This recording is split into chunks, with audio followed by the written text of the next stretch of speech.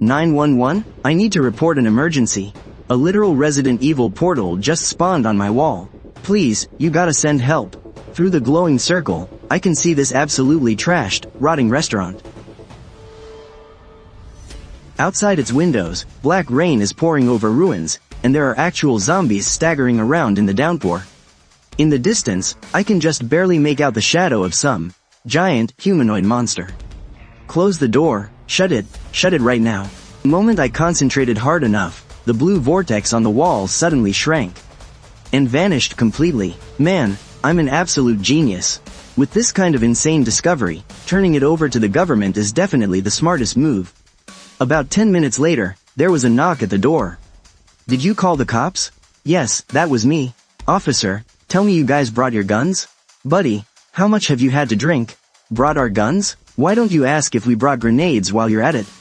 Listen kid, you called in saying a Resident Evil portal opened up in your house. You even said there were zombies. Look, I know it sounds like I'm completely out of my mind. But in a second, no matter what you see, please don't move. Don't touch it, and do not go near it, okay? When the two officers saw the completely ruined world inside the portal, they both gasped in absolute shock. Is this some kind of hologram? Is 3D technology really this advanced now? Guys, it's not special effects. Just wait here, I said, rushing straight into the kitchen. 10 seconds later, I marched back out holding a live chicken. Watch closely. I chucked the hen right through the glowing portal. The terrified bird had barely reached the restaurant door inside when it let out a horrifying shriek. Its feathers instantly charred and withered away, and the thing actually started mutating. The living room fell dead silent. Command center, come in. This is Officer 9527. I'm at apartment 302, building 4, Happy Homes Complex in Ocean City. We have a major unknown incident. Repeat, this is not a criminal case. There's a door here. It leads straight to hell. Requesting SWAT backup immediately. We need a hazmat team. Lock down the entire neighborhood. Hurry, this is a level 1 biological threat. This is not a drill. I repeat, this is not a drill. Above the once peaceful Happy Homes neighborhood, fighter jets and helicopters were now constantly patrolling the sky. On the ground, police cruisers and armored vehicles formed heavily fortified perimeters. Inside the temporary command center, Lin Han, male, 24 years old, Ocean City local, occupation, freelance designer, family status, parents passed away early. No criminal record, no history of mental illness. Half an hour ago, you claimed a door opened up on your wall, leading to a parallel universe. Well, we've verified it. Our tech team just went in and conducted an initial sweep with a drone. The air sample analysis just came back. Aside from containing massive amounts of unknown viral aerosols, the oxygen levels, the gravity, and even the atmospheric pressure are completely identical to Earth's. It really is another Earth over there. Okay, but what about my house? Your house is now a level 1 national security site. All the residents in the building have already signed non-disclosure agreements and have been safely relocated. From this moment on, that place doesn't belong to you anymore. Or rather, it doesn't belong to civilian Lin Han anymore. What about me, then? Am I gonna be sliced up for research? A rare hint of a smile actually broke through Chen Guofeng's deadpan expression. No, you're way more valuable than that. Just then, General Zhao, a man you'd usually only see on the military news, walked right into the room. Young man, tonight must have scared the living daylights out of you, huh? I'm holding up all right. I've been briefed on the situation. That door, can you control it? Like opening, closing, or moving it? Opening and closing, yes. I control it with my mind. But moving it? No. Plus, I can kind of sense that the size of the door is somehow linked to me. But I haven't quite figured it all out yet. Well, opening and closing is good enough. Young man, I am now officially asking you a question on behalf of our country. You should know exactly what this door means. It's a massive threat. If the virus from the other side leaks over here, it would mean absolute destruction for us. But, it's also an incredible opportunity. A brand new parallel world, packed with unknown technologies and endless resources. You hold the key that opens it. So, what do you plan to do? I fell silent, even though when I first called the police, I had already made up my mind, actually sitting face to face with a top-tier national leader like him. That kind of sheer pressure still made it hard to breathe. Sir, I'm just a regular civilian. I don't know much about grand philosophies or politics, but I do know that whatever is over there is way too big for me to handle alone. So, I'm handing this door over to the country. But, I have one condition, name it, I want absolute protection from the state. Not just to keep me from getting eaten by whatever monsters are over there, but also to protect me from being exploited by anyone with hidden agendas. I only trust the nation. Comrade Lin Han, the nation accepts your trust. We are immediately establishing a strategic special operations task force, codenamed Heartfire. Comrade Lin Han is hereby specially drafted into the military and granted the civilian rank of Major. You will serve as the special advisor to Project Heartfire, with the full benefits of a regimental commander. And your immediate family will be placed on the Level 1 security protection list. I stood outside the glass wall of the quarantine room, watching 6 fully armed soldiers gear up and take their positions in front of the glowing portal. Attention all units, this is not a drill. Chen Guofeng's voice echoed through the comms channel. This is a mission bridging across time and space. Our primary objective is to verify environmental safety. Secondary objective, secure samples. Safety is priority number 1. If you encounter any uncontrollable threats, fall back immediately. I took a deep breath and raised my right hand.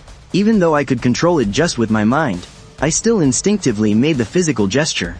Commencing countdown. Chen Guofeng barked the order.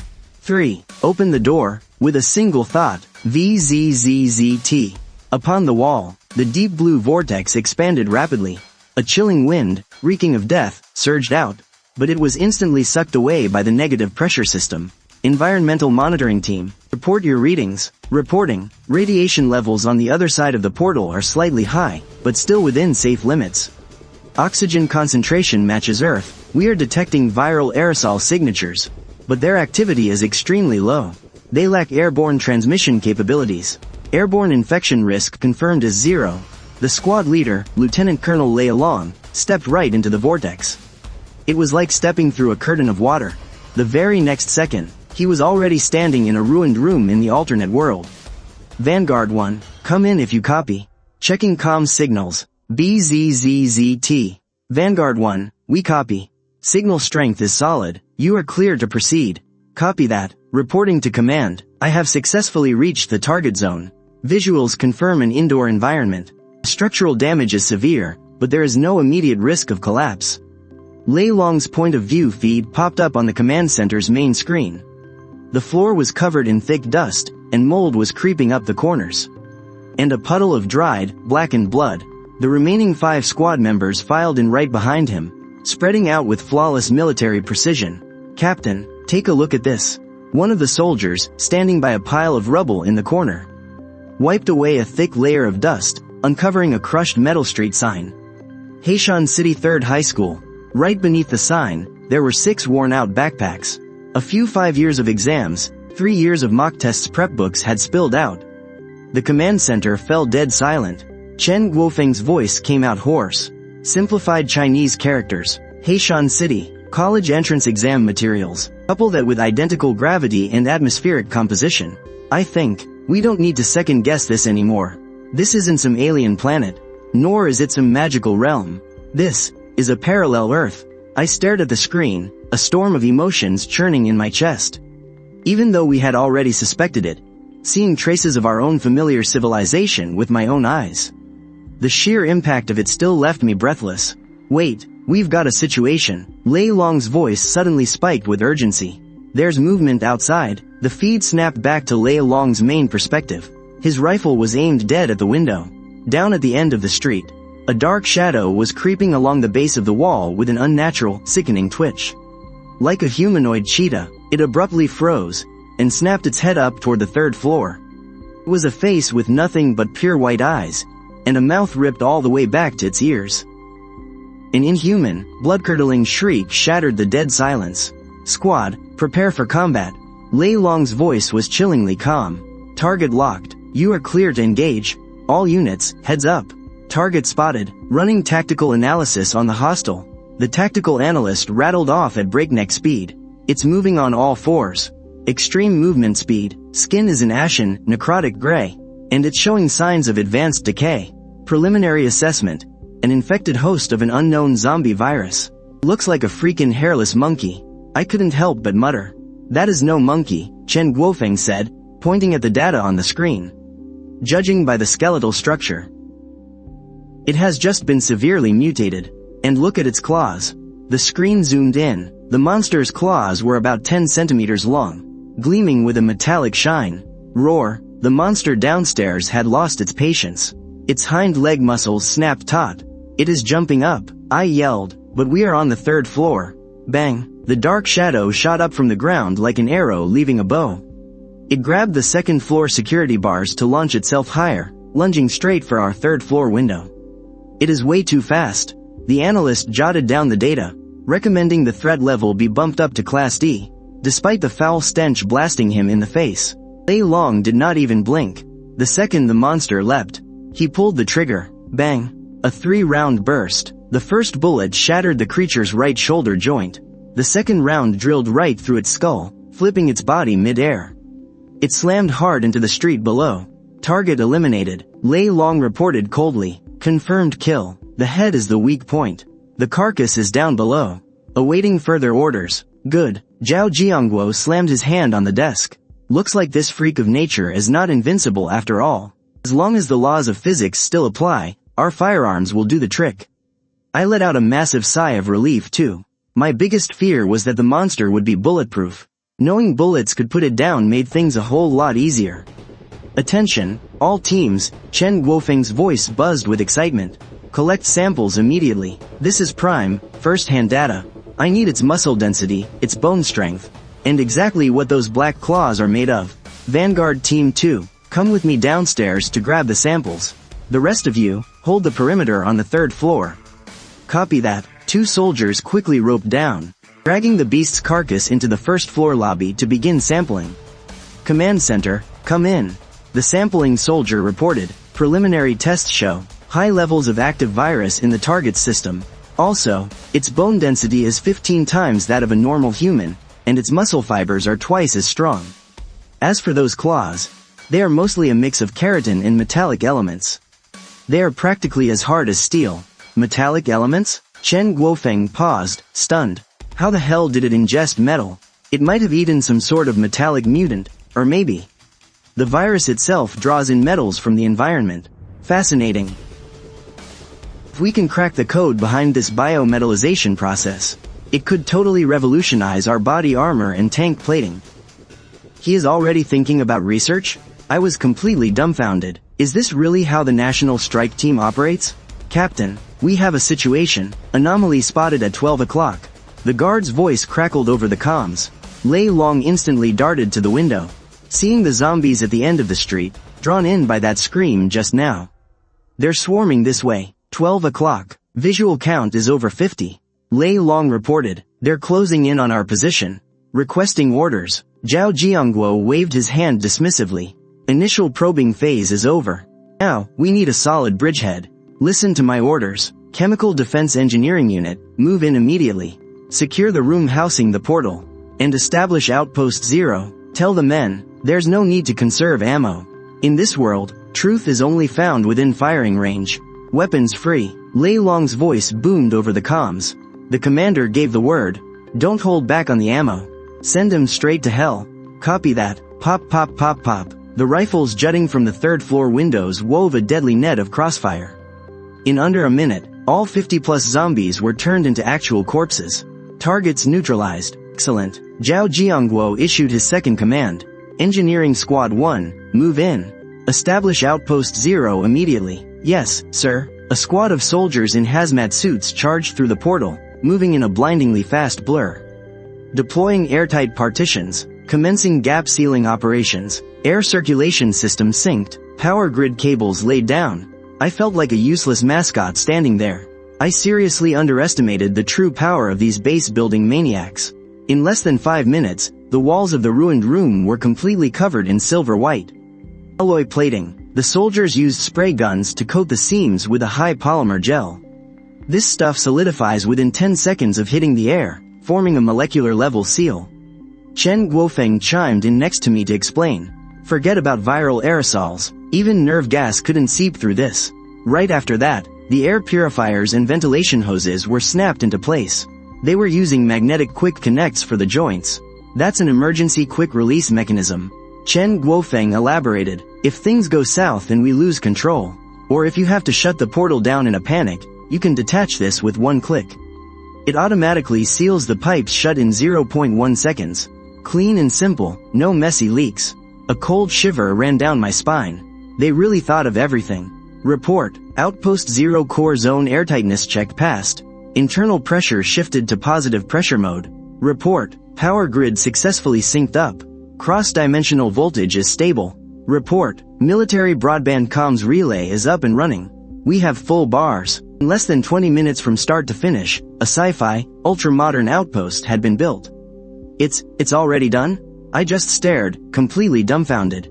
Base construction is complete. Zhao Jiangguo turned to face me. Comrade Lin Han, gear up. We need you to step through the portal. Huh? Me too? You're the master of the portal.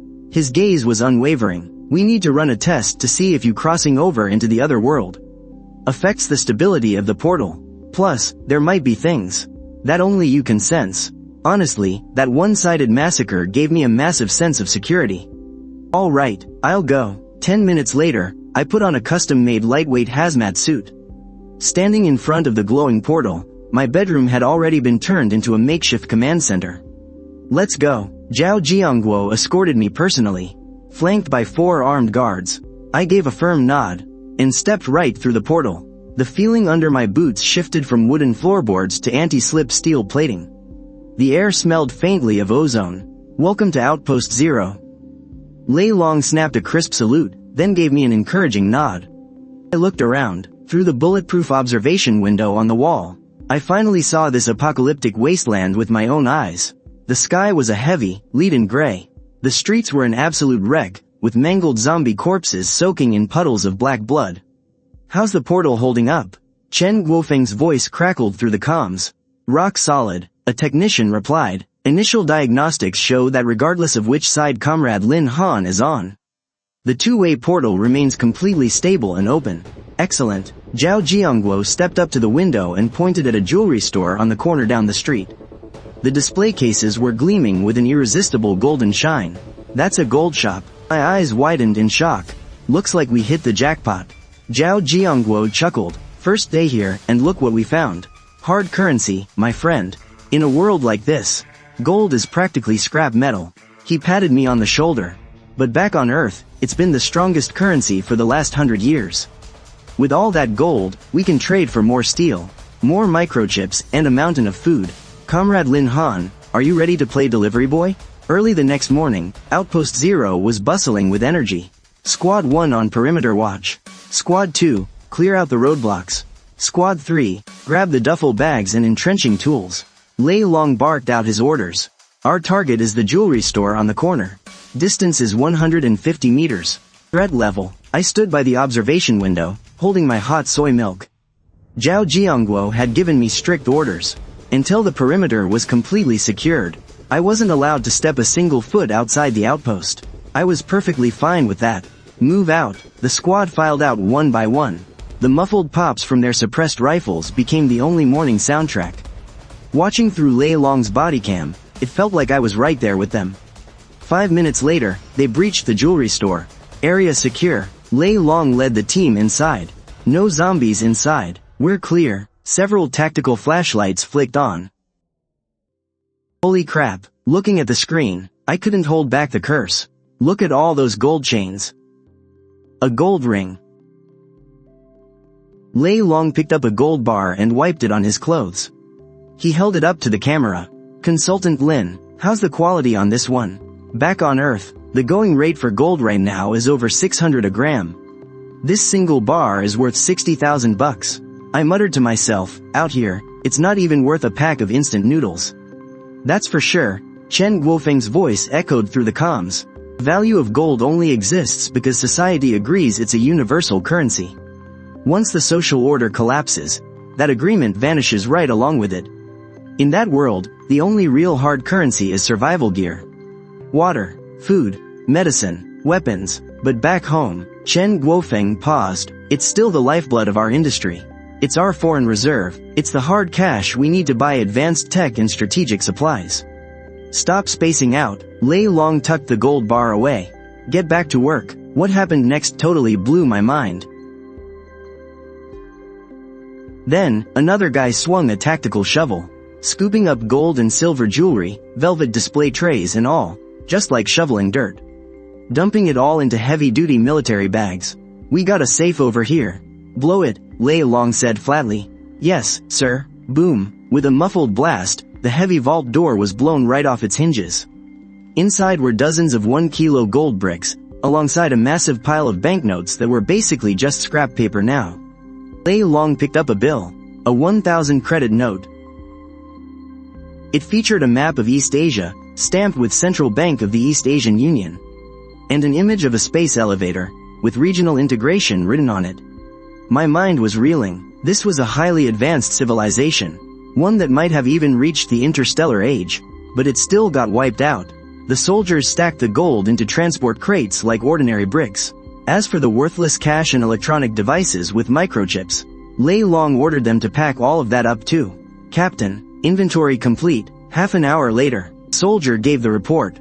Total gold weight is about 52 kilos, plus 15 kilos of platinum, and 52 kilos of diamonds, jade, and other jewelry. Over 30 million bucks, and this was just one tiny jewelry store. I could barely breathe. This wasn't a wasteland. This was an absolute gold mine. Move out. The soldiers hoisted the heavy bags and crates of gold, carrying them as easily as sacks of potatoes as they began the trek back. 20 minutes later, I finally got to touch that heavy gold bar myself. It felt so surreal. Zhao Jiangguo looked over the loot, and smiled with deep satisfaction. With this seed money, we can really go all out on our next procurement plan. He looked right at me. Comrade Lin Han, that's another huge merit, added to your record, sir. It's nothing, really, I said, putting the gold bar down. More than the gold, I'm much more concerned about the footage Captain Lei Long just sent back. I pointed at the distant CBD area outside the window. If we can find the bank vaults over there, or the tech company servers. My eyes grew sharp. Now that is the real treasure. Zhao Jiangguo nodded in appreciation. No rush, one step at a time. Zhao Jiangguo turned to Lei Long. How's the drone recon looking? Report. A technician switched the feed. The Hummingbird drones just picked up something at an unfinished construction site 2 kilometers away. We've detected a unique thermal signature. A bright red dot stood out clearly on the screen. A thermal signature? I leaned in closer. It's not just a heat source. The technician zoomed in on the feed. Based on spectral analysis, this looks like a sunlight signal reflecting off a mirror. It's highly rhythmic. It looks like Morse code. Zhao Jiangguo's eyes narrowed. Translate it. It's SOS, the technician replied. A repeating 3 short, 3 long, 3 short. The command room instantly went dead silent. A survivor. Chen Guofeng pushed up his glasses. His tone was absolute. Zhao Jiangguo stayed silent for a moment. Then he gave a decisive order. Make contact. We need a local guide. The contact plan is set. Chen Guofeng said in front of the tactical map. The target is located at the unfinished construction site 21 kilometers away from Outpost 0. According to the thermal analysis, there is only one survivor. Just one person? I was a bit shocked. In a hellhole like that, how could one person survive all alone? That is exactly what we need to find out. Zhao Jiangguo said in a heavy voice. Anyone who can survive out there on their own in the apocalypse is no ordinary person. We need their survival experience. And more importantly, their knowledge of this world. Operation Codename, Pathfinder, Executing Unit, 1st Recon Squad of the Special Ops Brigade, equipped with the Hummingbird drone swarm. Lei Long stood at attention and saluted. I guarantee the mission will be a success. Once again, I could only be a spectator for this operation. What if they're hostile? I couldn't help but ask. Talk first, shoot later, Zhao Jiangguo said calmly. We're coming with good intentions. But if they reject our goodwill, then we have more than enough firepower to make them calm down. That afternoon, 2 Hummingbird drones took off first. Lei Long followed closely behind with 4 scouts, using the shadows of the buildings to advance quickly and silently. Stay hidden, Lei Long's voice came through the comms. Spotted traces of rampagers 300 meters ahead. On the screen, I saw a monster crouching on the roof of a bus. 10 minutes later, we reached the unfinished construction area. Target is on the top floor of Building 3. Lei Long reported. On the drone's video feed, a frail woman was holding a cracked makeup mirror, angling it toward the sun. She was wearing filthy overalls, with a makeshift water filter by her feet. A broken bowl next to it held only a shallow layer of murky liquid. She was clearly at the end of her rope. She's using a mirror to send signals. Such an old-school way to call for help. Looks like communications have been completely paralyzed for ages. This proves she hasn't given up hope yet. Chen Guofeng analyzed calmly. As long as there's a will to live, we're good. Desire gives us a foundation to make a deal. Man, that's brutal. I stared at that bowl of muddy water, muttering to myself. That humble, desperate struggle to survive. It really broke my heart. Captain, should we make contact? The spotter asked. Zhao Jiangguo just nodded. Proceed with Plan A. Drop the supplies. Establish initial trust. Copy that. The drone slowly descended. The woman on the roof was instantly on high alert. She snatched up a sharpened piece of rebar and huddled behind a concrete pillar, staring dead at the drone. Don't be afraid. A gentle, synthetic voice echoed from the drone's speaker. We mean you no harm. The woman didn't say a word, just gripped her weapon tighter. Thud. The drone dropped a clear sealed bag. It landed right in front of her. Inside was a ration bar, a box of amoxicillin, and a 550 milliliter bottle of water.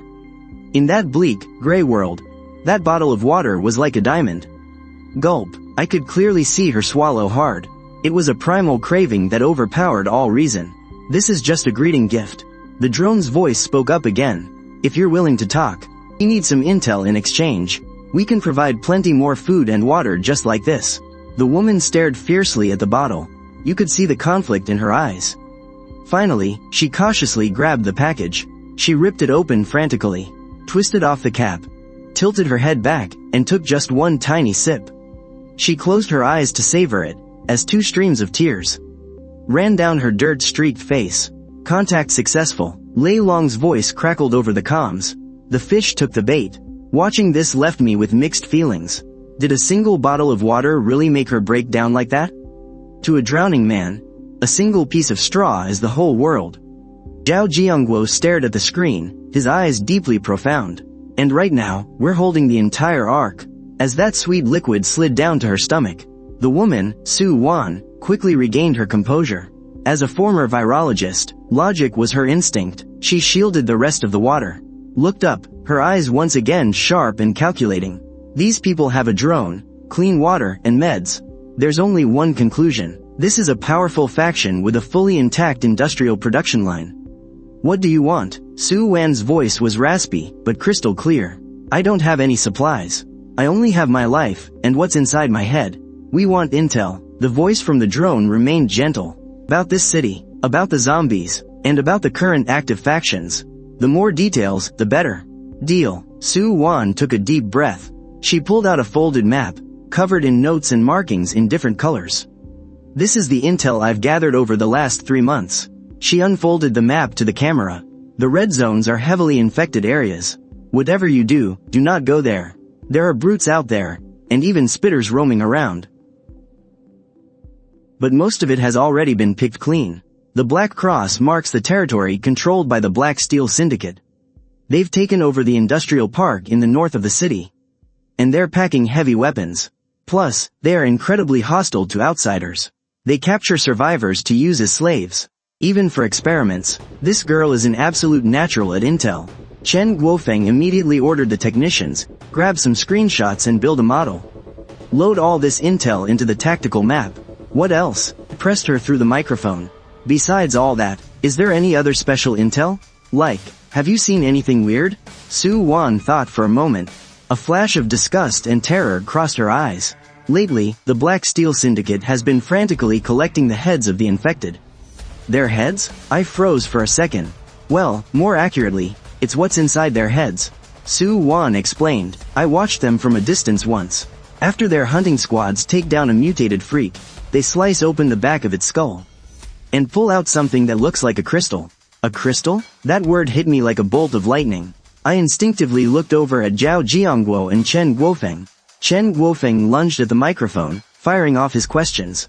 What color is that crystal? How big is it? Does it glow? Su Wan answered. Most of them are grayish-white, only about the size of a fingernail. But I saw them sacrifice an entire squad just to get their hands on a red crystal. A crystal core. Chen Guofeng took a deep breath. His voice trembled with sheer excitement. Commander, if my guess is right, this could be an entirely new form of high-energy matter. Ask her if she knows what that thing is actually used for.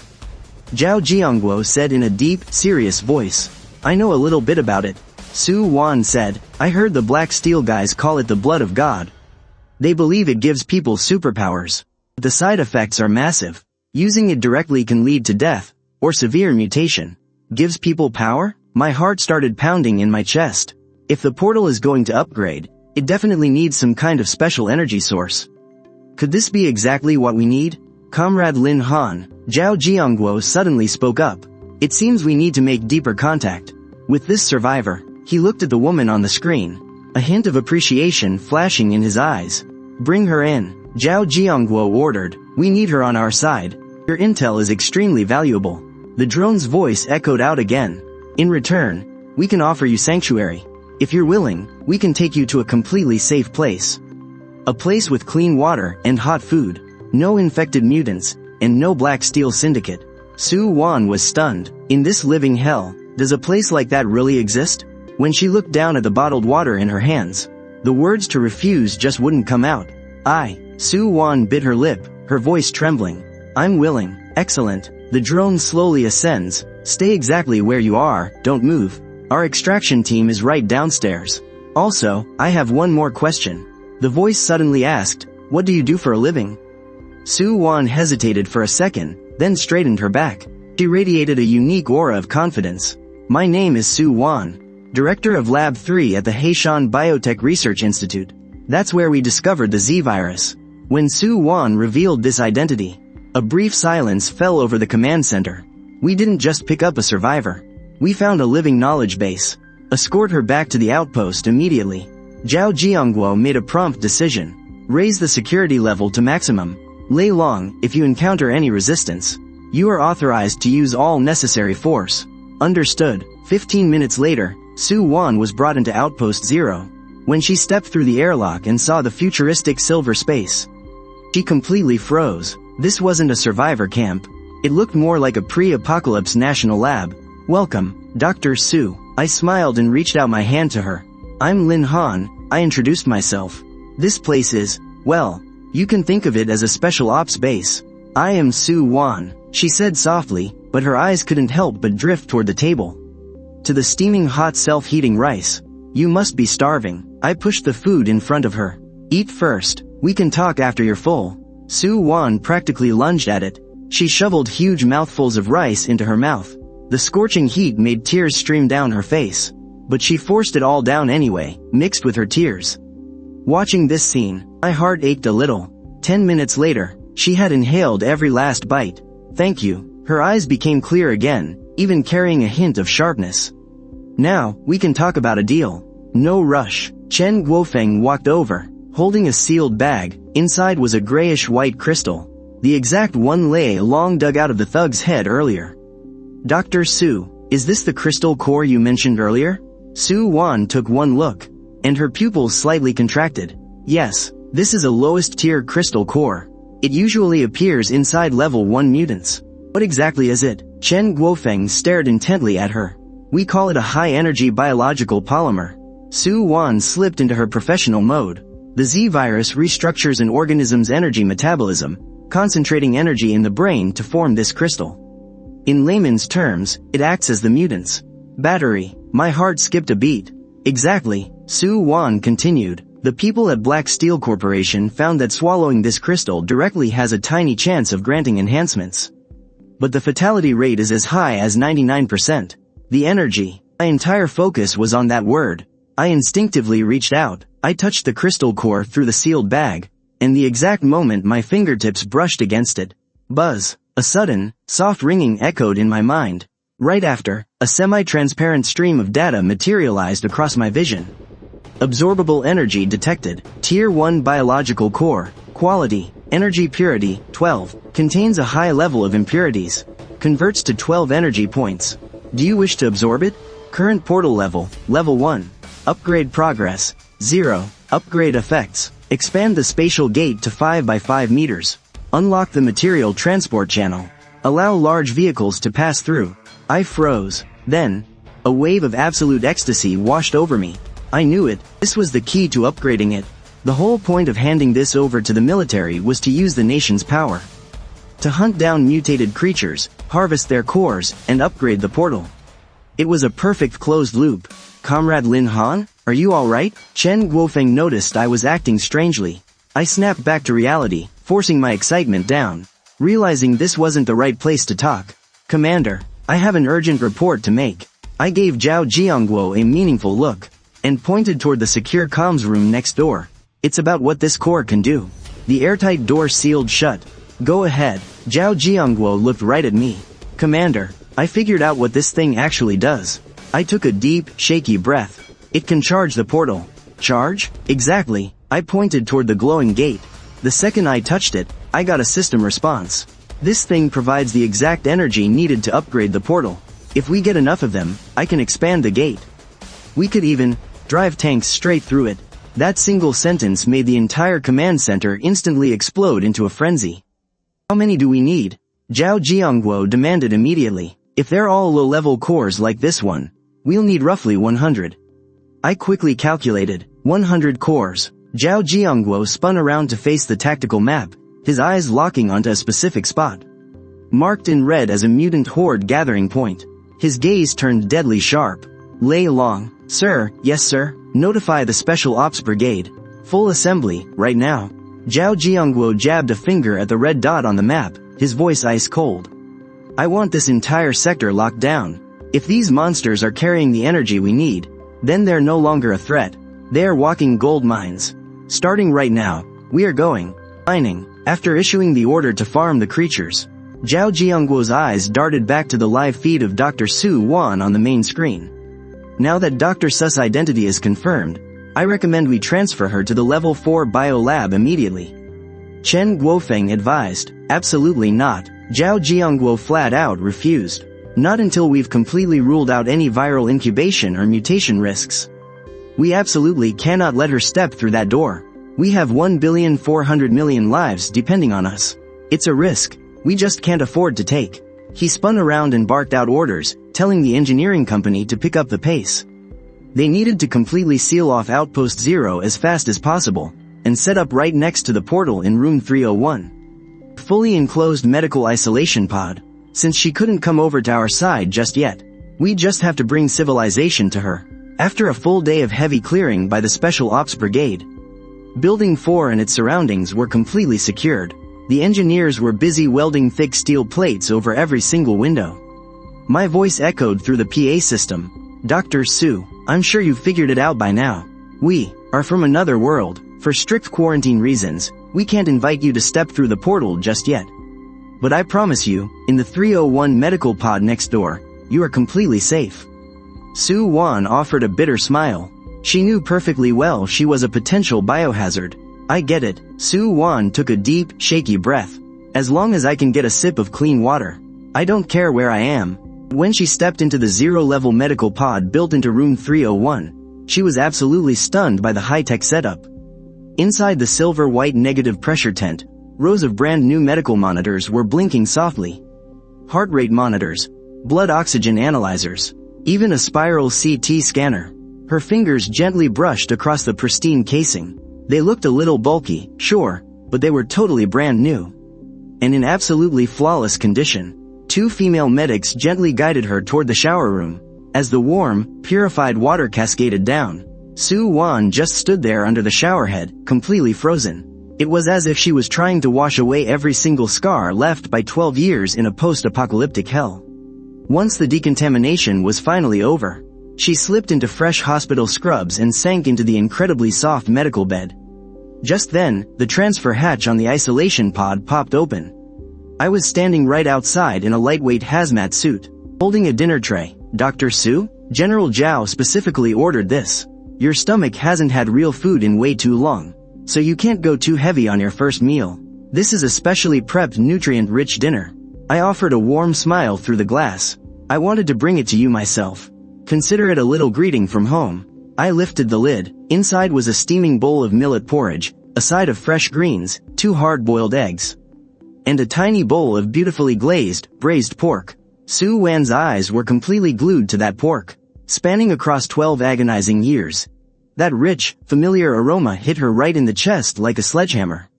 Is this really for me? Su Wan's voice was shaking uncontrollably. Eat up, we have plenty, he said with a gentle tone. Su Wan grabbed the spoon with trembling hands, scooped up a piece of meat, and brought it to her lips. In that exact moment, the fragile string holding her together finally snapped. She clamped a hand over her mouth, as a muffled whimper exploded into an ugly, heartbreaking wail. Through her heavy sobs, she kept desperately shoving food into her mouth. Thick tears rolled down her cheeks, splashing right into the porridge. And she swallowed them down right along with the pork. In the end, she was just a girl who had spent 12 years clawing her way through hell. A completely ordinary girl finally tasting the warmth of humanity again. I just stood there quietly outside the glass, and silently slipped a pack of tissues through the hatch. A long time passed. Su Wan scraped her bowls completely clean. She wiped away her tears, and by the time she looked up again, every trace of vulnerability in her eyes was completely gone. Instead, it was replaced by an unprecedented resolve. Mr. Lin Han, Su Wan looked at me. Her voice was hoarse, but absolutely resolute. I know what you're all worried about.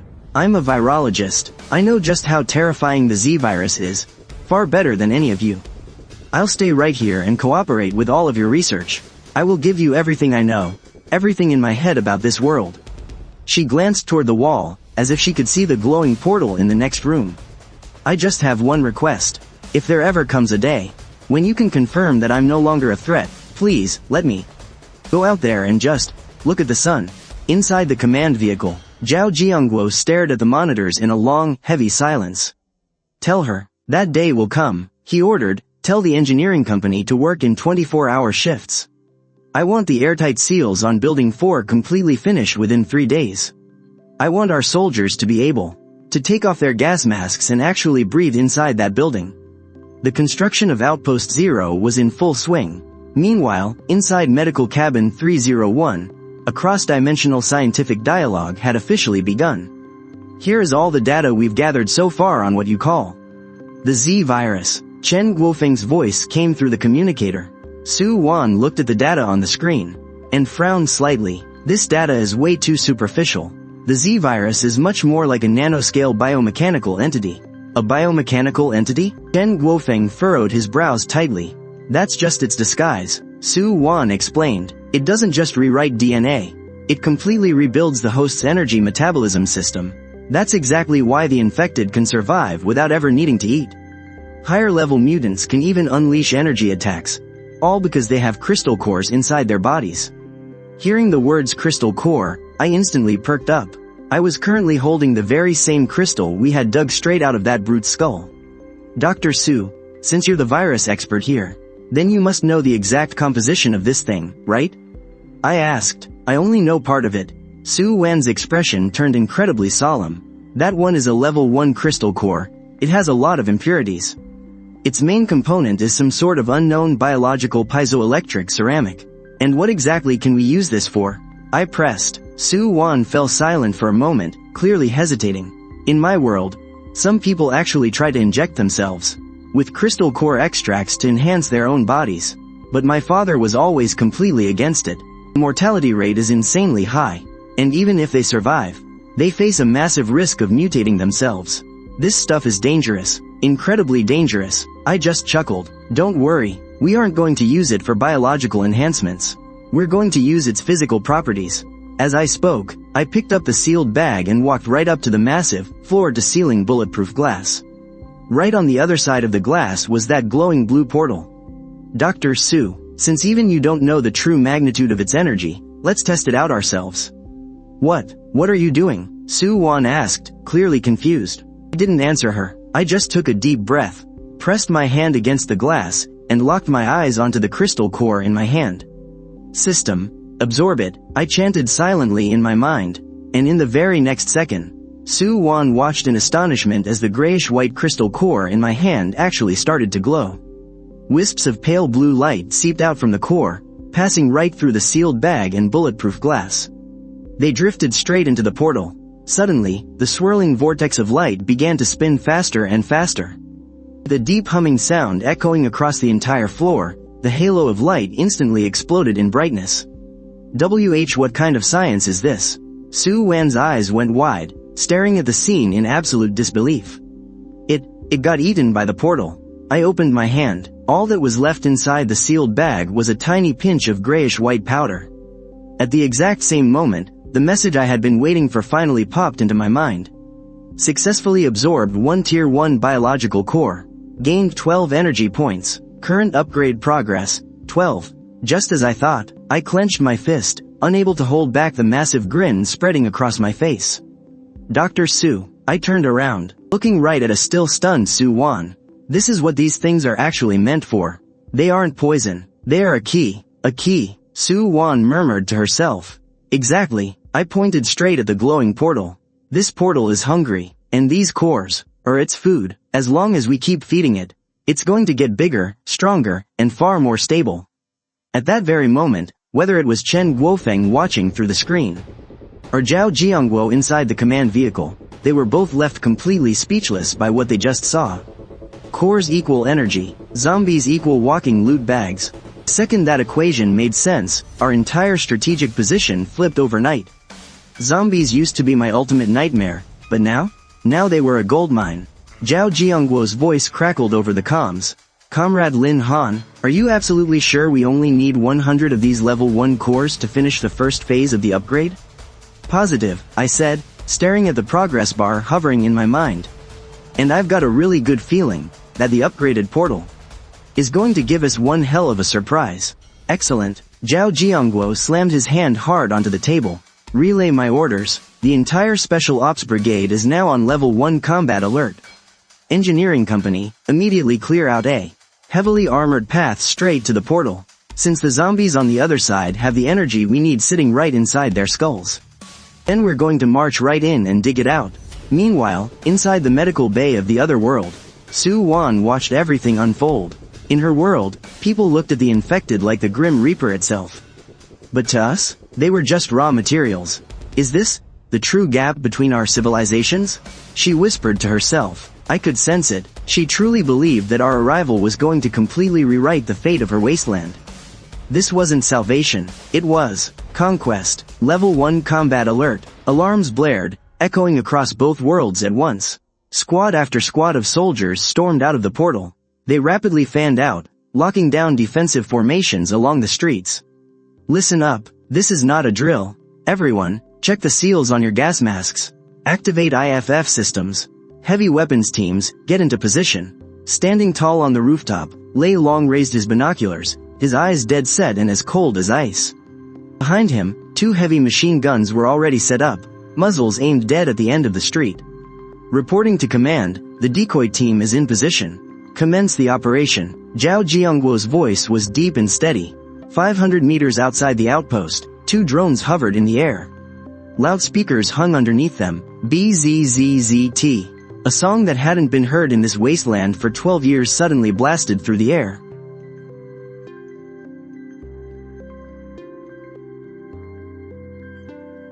The deafening music instantly shattered the dead silence of the apocalypse. The zombies hiding all around reacted like a kicked hornet's nest. They instantly swarmed in a frenzy. Roar. Amidst countless savage roars, a massive horde of figures converged into a terrifying flood. They sprinted after the 2 drones. The prey took the bait. The recon captain controlled the drones, leading the zombie horde right toward us. Attention all units. Targets are entering firing range.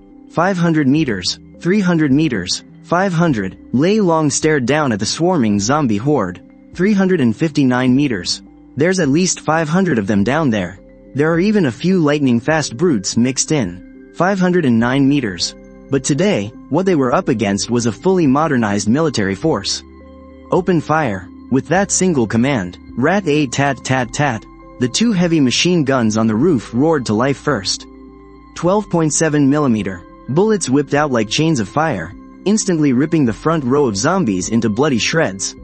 Right after, dozens of automatic rifles opened up all at once, blanketing the entire street in a lethal crossfire.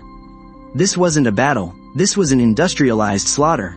Those zombies were as fragile as wet paper, dropping in massive waves before they even got close to the defense line.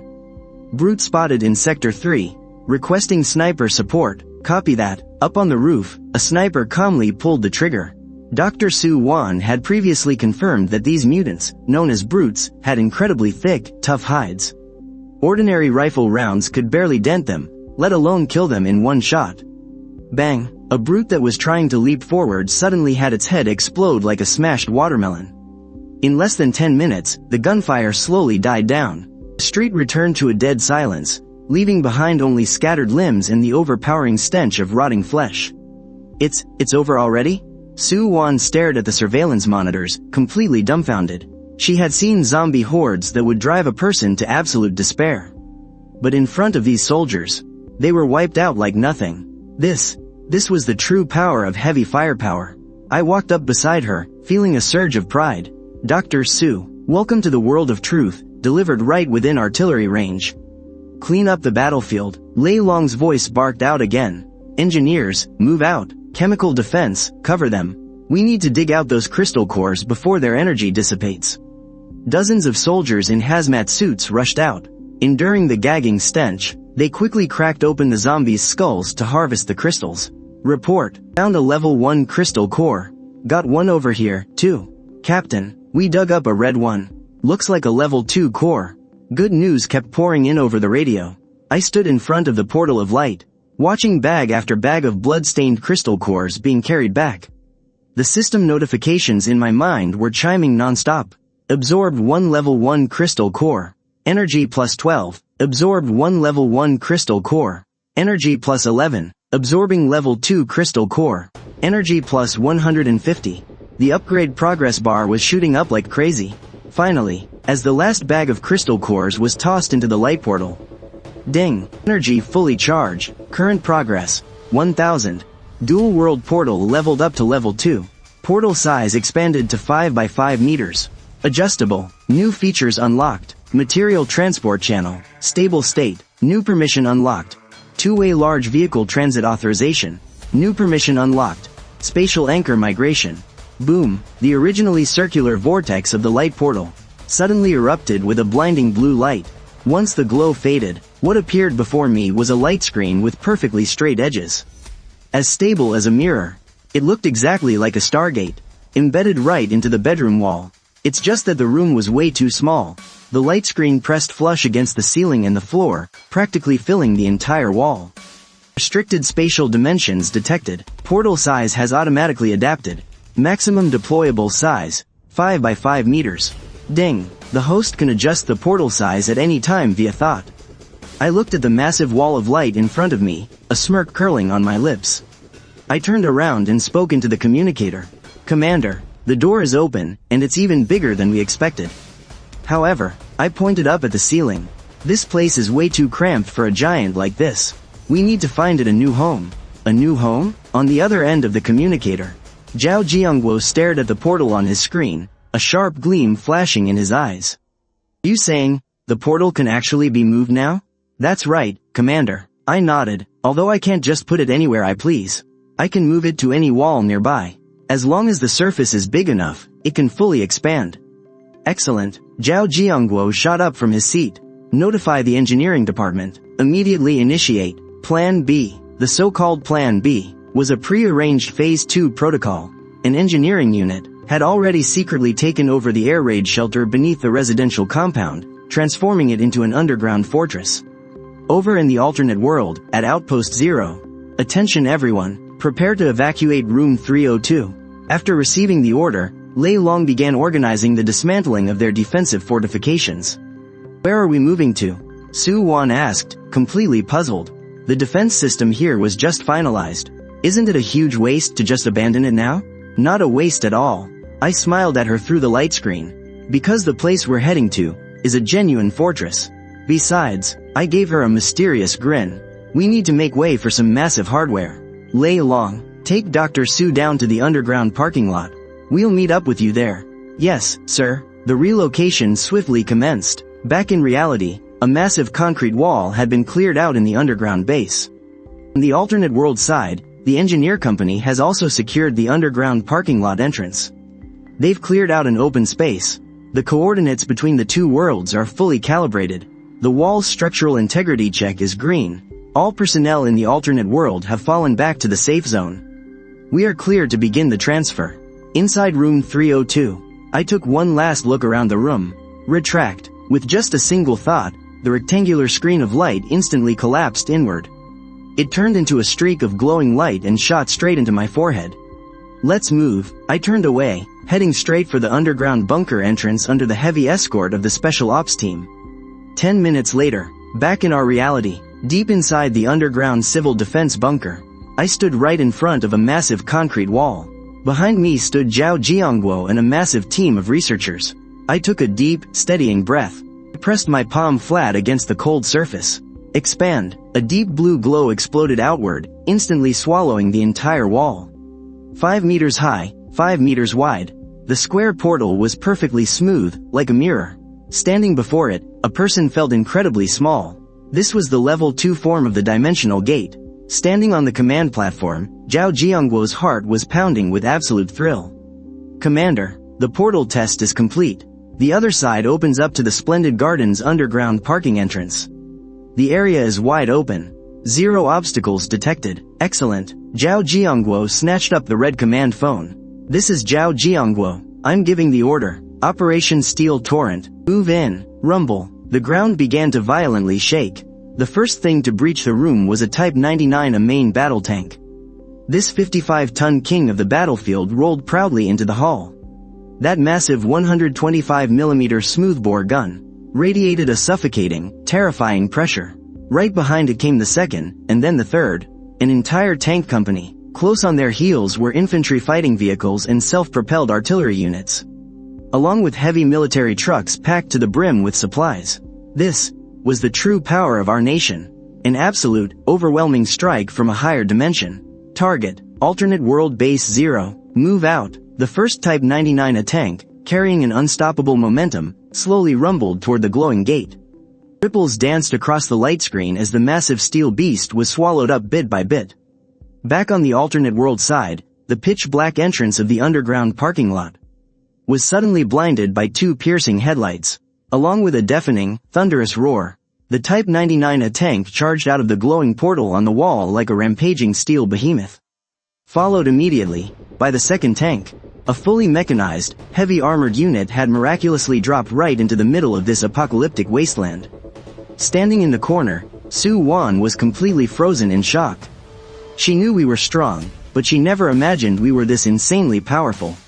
Tanks. And not just any tanks, these were cutting-edge main battle tanks. Suddenly, the terrifying shrieks of zombies echoed from the depths of the garage. Over a dozen of the infected staggered out, charging wildly at us. Among them was a massive, hulking brute, but the lead Type 99 A tank didn't even bother to turn its turret. It just kept its speed and rolled straight over them. Crunch. A sickening, bone-crushing sound echoed through the lot. Whether it was just a regular zombie, or that monstrous brute, it didn't matter. In the face of a 55-ton body of pure steel, they were all exactly the same. They were instantly crushed into a bloody pulp on the concrete. This was the unstoppable steel torrent. This was what true devastation looked like. I stood on top of an armored vehicle, looking down at Su Wan, who was still in shock, and said, "Let me reintroduce myself, Dr. Su. This is Base 0 of the Otherworld Development Bureau." I pointed to the endless convoy of armored vehicles pouring out behind me, a slight smirk on my face. And this is just the beginning. The roaring engines attracted all the zombies within a 2-kilometer radius. They howled, rushing madly toward the entrance of the underground parking lot like a dark, creeping tide. Report. Radar detects a massive influx of biological heat signatures approaching. Numbers exceed 3,000, and they're still climbing. Inside the command center, the communications officer's voice was urgent, yet perfectly calm. Zhao Jiangguo didn't even bat an eye. He calmly issued his orders. "Saves us the trouble of sweeping them building by building. Let them get a little closer. Order the armored detachment to block the entrance. Fire at will." Down at the underground parking lot entrance, 399 A main battle tanks lined up side by side, blocking the entrance like a great wall of steel. Behind them were infantry fighting vehicles and heavy machine gun emplacements. The first wave of the zombie horde came roaring in. Several incredibly fast hunters leapt high into the air, attempting to ambush us from above. HMPH. The commander of the lead 99A tank watched this unfold with cold indifference. Rat-tat-tat-tat-tat. The 12.7mm anti-aircraft machine gun on top of the tank roared to life first, closely followed by the 30mm autocannons and heavy machine guns, all firing at once. The dense barrage of tracer rounds wove into a deadly net of fire. Those hunters that had leapt into midair were instantly shredded into a cloud of bloody mist and gore. The front row of zombies fell like scythed wheat, while the ones behind trampled over the corpses of their own kind to keep charging forward, only to be blown to pieces as well. High explosive shells from the 30mm autocannons plunged straight into the center of the horde and detonated. Every single blast kicked up a storm of blood and gore. Not a single zombie managed to push within 20 meters of the ramp. This wasn't a battle, it was a one-sided slaughter. 40 minutes later, the gunfire finally began to die down. On the slope just outside the entrance, a 2-meter-high mountain of corpses had already piled up. Several heavy bulldozers rumbled out, pushing the bodies aside as easily as clearing out trash. Soon after, recovery teams dressed in hazmat suits moved in, expertly digging through the mess to find crystal cores. Tier 1 crystal core, confirmed. Tier 1 crystal core, confirmed. Tier 2 crystal core, there's a red one inside this rager's head. One of the team members excitedly held up a blood-red crystal. That unlucky rager hadn't even gotten a good look at the tanks before half of its body was blown away by the autocannons. Su Wan stood on the roof of the command vehicle, staring blankly at the scene unfolding before her. In her memory, a zombie horde like this meant nothing but death and absolute despair. But today, those terrifying monsters were being efficiently slaughtered, just like raw materials on an assembly line. Cleaned up and harvested. Is this the true power of our nation? She muttered to herself. You haven't seen anything yet. I appeared beside her without her noticing, handing her an ice-cold cola. Just wait until the Air Force rolls in, or when the missile strikes start raining down. Then you'll know what true, overwhelming firepower really looks like. Su Wan took the cola, still trapped in a surreal, dreamlike daze. Instead of just watching from the sidelines, Dr. Su, that over there is your real battlefield. I pointed to a spot not far away. The combat engineers were building a sprawling complex of white modular cabins at breakneck speed. Is that? Su Wan looked in the direction I was pointing, her eyes going wide in an instant. A level P3 mobile biolab? I smiled and said, we brought in a complete set of modular field cabins. A full hospital, plus the highest grade mobile lab, centrifuges, electron microscopes, gene sequencers. Every piece of top-tier equipment you can imagine, we brought it right here for you. Su Wan's hands were trembling slightly. She knew all too well what these things were worth. With power, with water, with supplies, and full security guarantees. To a scientist, this is absolute heaven. As long as I have the equipment, I can run a deep analysis on these crystal cores. The Black Steel Corporation's primitive method of using them directly isn't just dangerous, it's incredibly inefficient. Give me 3 days. With the data I brought out with me, I promise I'll figure out their energy composition and find a truly safe way to harness them. The fire had reignited in Su Wan's eyes. Now this is real science. Good, I nodded, watching the tide of steel sweeping the battlefield in the distance. Several high-powered searchlights flared to life on the rooftops of the complex, piercing through the dead darkness that had choked Haishan City for 12 years, announcing the return of human civilization. It's safe here now. I took a deep breath. Starting today, with this building as the center, a 2-kilometer radius will be our absolute territory. As night fell, the heavy-duty searchlights pierced the darkness of Haishan City. Base Zero had officially taken root in the wasteland. Haishan City, Water Purification Plant Number 3. This was the biggest den of corruption and vice in the entire wasteland. High-voltage grids topped the towering walls, while heavy machine guns and searchlights were mounted on the watchtowers. Outside the walls lay the slums, where thousands of survivors were packed together like livestock, slaving away for the masters in the inner city, just to earn a bowl of muddy water and half a moldy protein block. But separated by a single wall, the inner city was a whole different world. Inside his luxurious office, Lee Sen was elegantly slicing the canned meat on his plate. As the head of intelligence for the Black Steel Corporation, he enjoyed the absolute highest luxuries the apocalypse had to offer. The texture of this batch isn't as good as the last one. Lee Sen frowned. Next time, Tell the scavenging team to dig through the basements in the rich district. There should still be some unexpired imports down there. Yes, Boss Sen, his beautiful secretary replied, her voice trembling. Knock, knock, knock. Frantic knocking hammered against the door. Lee Sen's eyes instantly turned ice cold. Didn't I say never to disturb me while I'm eating? Boss Sen, something huge has happened. One of his core henchmen burst into the room, looking absolutely terrified. What are you panicking for? Lee Sen glared at him with disgust. Is it the Wild Wolf Gang? Are those rabid dogs harassing the water transports again? Or is it the Salvation Cult? Are those religious nutjobs throwing another mass sacrifice? And no, none of that. The henchman gulped hard, pointing a trembling finger out the window. You'd better see this for yourself, sir. Lee Sen let out a cold scoff and strode over to the window. He yanked the curtains open. The very next second, the wine glass in his hand crashed to the floor. His pupils shrank sharply, staring dead ahead out the window. About 5 kilometers southeast of the water plant, a blinding pillar of white light pierced straight into the sky. In these pitch-black ruins, it looked incredibly dazzling. So absolutely reckless. Wait, is that Jinsho Gardens, right near Heishan First High School? Lee Sen narrowed his eyes. Isn't that ground zero for the Horde? Who the hell would dare turn on a light over there? It's not just a light, boss. His subordinate reported, his voice trembling. Half an hour ago, a massive wave of explosions suddenly went off over there. Gunfire and artillery. The commotion was huge. How huge? Like a literal army rolling into the city. Boom! A muffled explosion echoed clearly through the air, rattling the bulletproof glass until it hummed. Lee Sen's face completely drained of color. As a former military man, he knew that sound all too well. Those are 30mm high explosive rounds. He muttered in absolute disbelief. This rate of fire, this exact rhythm, that's the autocannon of a 04 infantry fighting vehicle. And that's the sound of a 12.7mm heavy machine gun. In this wasteland where even rifle bullets are hard currency, who the hell has access to military-grade heavy firepower? Could it be remnants of the Federation? No, impossible. Lee Sen immediately shot down the thought. The Heishan military zone was overrun by the Horde 8 years ago. I even went and confirmed it myself. Boss Senator, could the Wild Wolf Gang have dug up some pre-war armory? Lee Sen sneered coldly. Lei Hu is a brainless brute. Give him a cannon and he'd only use it as a giant hammer. Besides, even if he had the guns, he doesn't have the ammo to burn through like that.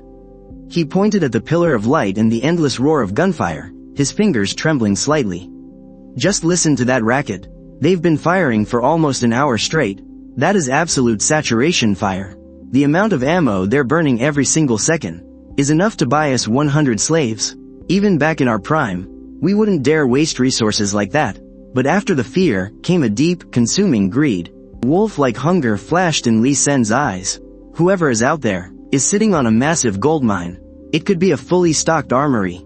It could be an energy facility. Hell, it might even be a massive hoard of crystal cores.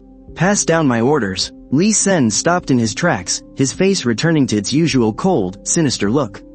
But he couldn't hide the fanatical gleam in his eyes. Deploy the Night Owl Squad. His subordinate shuddered. Boss, you want to use the Night Owls? They're our absolute elite. Since the enemy has heavy firepower, sending regular guys is just a suicide mission. Lee Sen ordered coldly. Have Night Owl lead the squad. Gear them up with our absolute best. Night vision goggles, suppressors, and those few Gauss rifles we've been saving. He paused, pulling out a syringe that glowed with a faint blue light from his drawer and tossed it to his subordinate. Tell Night Owl, if they run into some serious resistance, he has clearance to use serum number 2. The subordinate scrambled to catch the vial, his hands shaking violently. That's a frenzy stim. It'll massively boost the user's strength for a short burst. But the side effects are brutal. You only have one mission. Find out exactly what we're dealing with. Lee Sen walked over to the window. He stared at the beam of light, and made a throat-slitting gesture. If they're heavy hitters just passing through, we swallow our pride and talk business. But if they're just lucky fat pigs, a cruel smirk crept across his face. Then we swallow them whole, flesh and bone. Every single bullet over there, every single crystal core, belongs to Black Steel. Meanwhile, 2 kilometers away from the Fairview estate, at the Wild Wolf Gang's hideout, the place looked more like a savage wasteland tribe. On the barricade built from scrapped cars, hung rows of mutant beast skulls. Right now, the camp was dead silent. Everyone was gathered on the wall, staring in shock at the distant flames. The hulking Lei Hu stood at the very top, holding a chipped monocular in his hand. He was glaring dead at that direction. "Boss, should we go crash the party?" One of his guys leaned in, greed flashing in his eyes. "From the sound of it, there's a massive score waiting over there. Those guys have been fighting for ages. They've gotta be running on fumes by now. Why don't we swoop in after they finish off the horde and pick the bones clean? Might score some sweet guns." Smack. Lei Hu backhanded the guy right across the face. "Pick the bones? I think you want to get yourself vaporized." He lowered the glass, wiping the cold sweat from his forehead. "Are you completely freaking deaf? That's a tank out there. A real, heavy-duty tracked tank. And that thud-thud-thud sound? That's an autocannon from an infantry fighting vehicle." Lei Hu grabbed him by the collar and roared. "I've been surviving on these streets for years. I've seen it all. That kind of rapid fire? One magazine could level this entire garbage dump of a camp. You wanna go scavenge with your rusty nail guns? One shell from them, and there won't even be ashes left of you." He shoved him away, forcing himself to calm down. As a warlord in these parts, the only reason he had survived this long was his survival instinct. It was sharper than a mutant rat's. When that beam of light shot up, he felt a chill like never before. It was the sheer terror of facing a power on a completely different level. "Pass the word down, everyone stays locked down in the camp. Kill all the fires. If anyone even thinks about sneaking over there, they won't need to kill you, because I'll skin you alive myself. And another thing, pull the outer perimeters back 200 meters. We are not giving those gods over there any reason to think we're picking a fight." His crew stared at him, seeing their normally untouchable boss terrified out of his mind. They all fell dead silent. Lei Hu stared at the towering pillar of light in the distance, his eyes wide with absolute dread. "The world's changing," he muttered to himself. "Heishan City is getting a new master. From now on, in this wasteland, the ones calling the shots won't be Black Steel anymore. And it won't be us either. It's gonna be those monsters over there." The night was pitch black. The wind howled, carrying the distant shrieks of mutant beasts. A shadowy figure leapt from the overpass like a ghost. Right after came the second, then the third. 5 guys in total. They were wearing black animal hide combat suits. Gas masks covered their faces, while the red lenses of their night vision goggles glowed with an eerie light in the dark. This was the sharpest fang of the Black Steel Syndicate, the Night Owl Squad. Their captain, Night Owl, dropped to one knee and signaled them to halt. He glanced at his tactical watch. The hour hand pointed to 2 a.m. "Splendid Gardens is just ahead," Night Owl whispered through his throat mic. "There's a strong light source in the target zone. Stay out of sight. Cap, that artillery fire from earlier just stopped." The voice of their assaulter, Mad Dog, cracked through the earpiece. "Looks like those fat sheep are done fighting. They're probably dead tired and sleeping in their nests right now.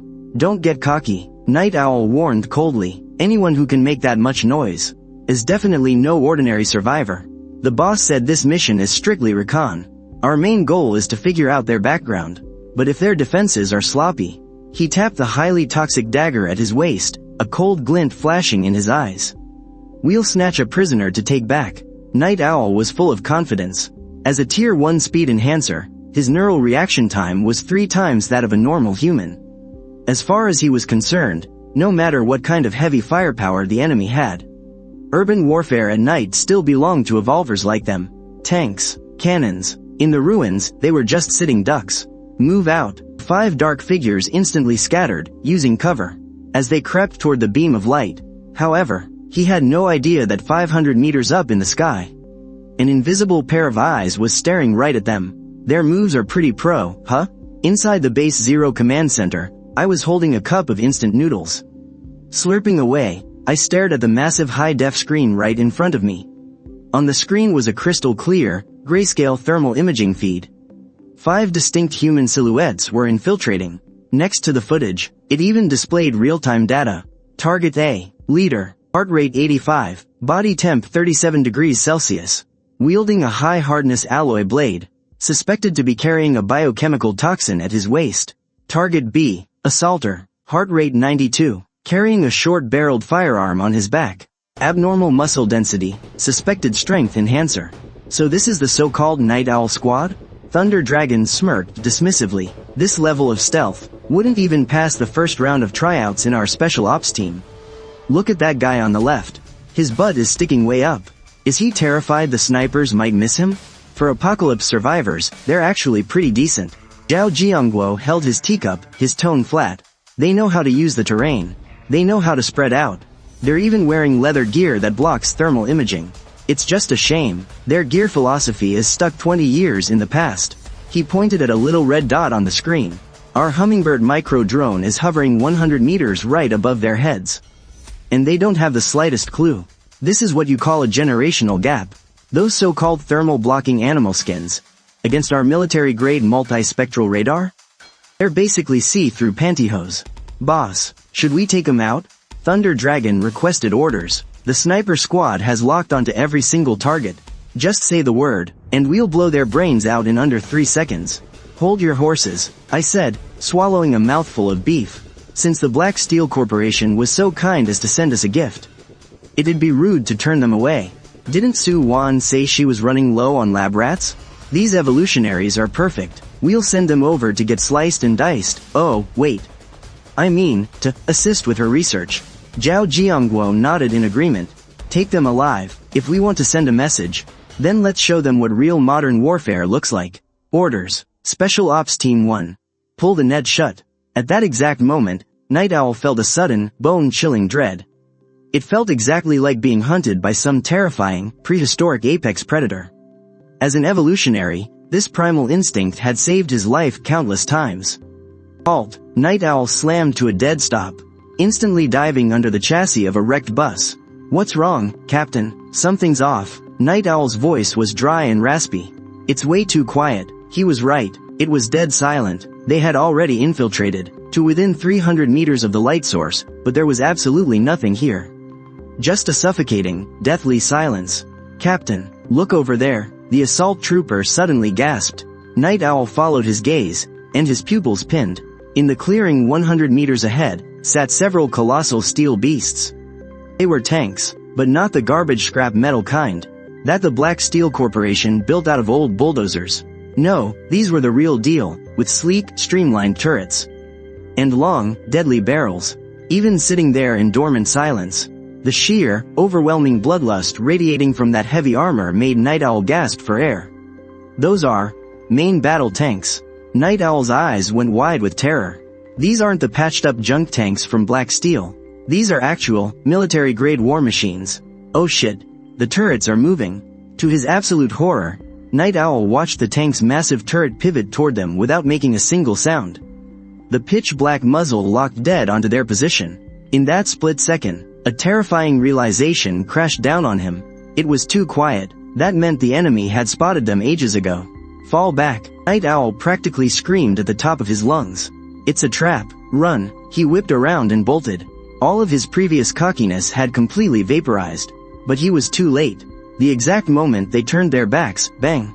A heavy, muffled gunshot echoed out. Night Owl suddenly felt his right arm go light. Excruciating pain tore through him. His tactical combat knife, along with half of his hand, had just been completely blown apart by a massive heavy caliber round. Sniper. 2 o'clock. Bang. 2 more shots rang out, and 2 of his squadmates had the weapons blown right out of their hands. Who's there? Show yourself. If you've got the guts, come out and fight me one-on-one. Mad Dog, the assault specialist, roared. He whipped out a red syringe and slammed it violently into his own neck. That was serum number 2. But, just as the needle was a centimeter away from his skin, BZZZT. A blue arc of electricity ripped through the night sky. Mad Dog convulsed violently, foaming at the mouth, before dropping dead straight to the ground. Damn it, Night Owl cursed, watching his teammate drop in an instant. A flicker of desperate madness flashed in his eyes. If he couldn't run, then he'd fight to the death. His leg muscles coiled tight, and he launched himself forward. He was fast as lightning. However, the very moment he moved, 4 blinding pillars of white light erupted from all sides at once, illuminating the area as bright as day. The intense glare instantly blinded Night Owl. He let out a tortured scream, clutching his eyes as he crashed to the dirt. Welcome to Base Zero, a bone-chilling voice echoed through the loudspeakers. Rather, welcome to the modern annihilation zone of digital warfare. Fighting through the agonizing pain, Night Owl managed to force his eyes open just a crack. And he saw a sight that would haunt him for the rest of his life. All around him, dozens of heavily armed soldiers had appeared out of nowhere. They were geared to the teeth, their rifles tricked out with all kinds of high-tech attachments he couldn't even name. Dozens of glowing red laser sights were clustered tightly over his and his teammates' bodies. And directly in front of him, that Type 99, a main battle tank, had silently rotated its turret. Its massive 125mm smoothbore cannon was aiming coldly right at his head, from less than 20 meters away. Aiming a main battle tank at a guy with a knife? What kind of sick bastard does that? Despair. Total, crushing despair. Everything Night Owl had once been so damn proud of was completely useless against these steel beasts and infrared scopes. He was nothing but a clown. Don't shoot. Night Owl slowly raised his hands. Facing the massive cannon that could blast him into pink mist, he slowly fell to his knees. I surrender. 10 minutes later, Base 0, the underground interrogation room. The once arrogant Night Owl squad was now sitting there like 5 plucked chickens, locked securely into their interrogation chairs. As I walked in, Night Owl's head was hanging low, his eyes completely hollow. Look up, Thunder Dragon barked coldly. Trembling, Night Owl raised his head, and saw me, a guy who looked way too young for all of this. Allow me to introduce myself. I took a sip of my coffee, looking down at him with a smile. I'm Lin Han, the boss of this place. To be completely honest, I'm actually pretty curious about this whole evolutionary ability of yours. I set my cup down, and pointed toward the lab right behind the two-way mirror. In there, Su Wan was in her lab coat, eagerly tweaking the equipment. My chief scientist just so happens to be short on live test subjects to study the effects of crystal cores on the human body. So, how this next conversation goes will determine whether you guys end up strapped to an autopsy table in the name of science, or you can head out back as a prisoner and haul bricks for us. My smile remained as bright as ever, but to Night Owl, that smile was more terrifying than the devil himself. Now, tell me, the higher-ups at the Black Steel Corporation, before they sent you here, did they happen to mention how they wanted to die? Base 0, underground interrogation room. 1 hour had passed. Night Owl's hand wound had been treated, but the throbbing pain was a constant reminder of what just happened. On the other side of the two-way mirror, Su Wan held a medical report. Frowning deeply, the results are in. I pushed the door open and stepped into the observation room. Let's hear it. Su Wan handed me the file, a trace of pity in her voice. What's the verdict? These so-called evolved are nothing but a complete scam. Su Wan pointed at the microscopic cell scans in the report. Sure, their cellular activity is over 5 times that of a normal person, but this isn't natural evolution. It's forcefully ignited by the virus. Ignited? Exactly. It's like flooding an engine with way too much nitrous. Su Wan explained. This mutant strain of the Z virus is constantly eating away at their telomeres. It's forcefully draining their cells' lifespan, in exchange for a temporary burst of power. At this rate of decay, she threw a glance at Night Owl in the interrogation room. Even without a single scratch on him, he won't last more than 3 to 5 years. And when that time comes, he'll either drop dead from massive organ failure, or turn completely into a mindless zombie. I raised an eyebrow. So, what you're saying is, the Black Steel Corporation's little Project Genesis is just mass-producing dead men walking. Worse than dead men walking. They're walking biobombs, Su Wan said coldly. The mutation is irreversible. That guy, Lee Senator, is treating living human beings like disposable trash. I get it, I nodded, a sly smirk creeping onto my face. This intel is way more valuable than whatever defense maps we could beat out of them. With that, I grabbed the file and stepped into the interrogation room. Smack. I slapped the folder down right in front of Night Owl. Take a look. I pulled up a chair and sat down. That's your medical report. Night Owl picked up the papers with a blank stare. He couldn't understand the complex medical jargon, but he could definitely read the bold red text at the very bottom. Diagnosis: severe cellular decay. Pre-collapse of the genetic sequence. Estimated remaining lifespan: less than 3 years. What the hell does this mean? Night Owl's voice was trembling. It means that divine blood you're so damn proud of? It's nothing but a lethal poison. I pointed at Su Wan behind the glass. My chief scientist just ran your blood work. That so-called enhancement serum that black steel's been shooting you up with? It's just draining your life away. You think you've gotten stronger, but you're really just burning the candle at both ends. No, impossible, Boss Sen said. This is the key to evolution. This is the mark of a new humanity. Night Owl jerked up from his seat, but a heavy hand violently slammed him back down into the chair. You're lying to me. You're just trying to mess with my head. Lying to you? I let out a scoff. Haven't you felt it yourself? That extreme exhaustion every time you use your powers. That agonizing pain deep in your bones at night. And that bloodthirsty urge that's getting harder and harder to control. Night Owl froze. His face instantly drained of color, because every single symptom I mentioned hit dead center on his deepest, darkest fears. He'd always thought it was just the price of evolution. Was it actually just a countdown to his death? Hey, they've been lying to us this whole time. Night Owl muttered to himself, the light in his eyes completely dying out. Nothing breeds despair quite like the collapse of a person's faith. It's not all bad news, though. I suddenly shifted my tone. It's irreversible, sure, but if you play ball, Dr. Sue might have a way to slow down the process. Hell, she might even let you live out your remaining days like an actual human being. Night Owl's head snapped up. He stared dead at me. What do you want? I want everything on Water Treatment Plant 3. I leaned forward, staring right into his eyes.